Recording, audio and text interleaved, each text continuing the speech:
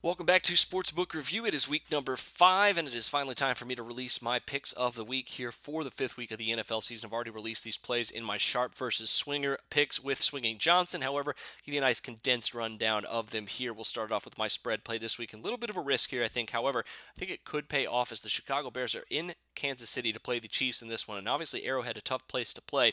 The Chicago Bears are a double-digit underdog in this one. And I think you're looking at some tremendous value potentially on a Bears team that while they do have their flaws, obviously, I think that their defense is going to be at least solid enough to slow down the run game of Kansas City. And if that's the case, Jay Cutler in this past game, despite being a little banged up, I think still has the chance to put some points on the board against a very, very poor Kansas City secondary. So I think you're looking at the Bears as a good value at plus 10. They've already started to drop from that. Take what you can while it's still out there before the Bears, I think, get the value bet out of them here on Sunday. Now, the next one here is my total play for the weekend.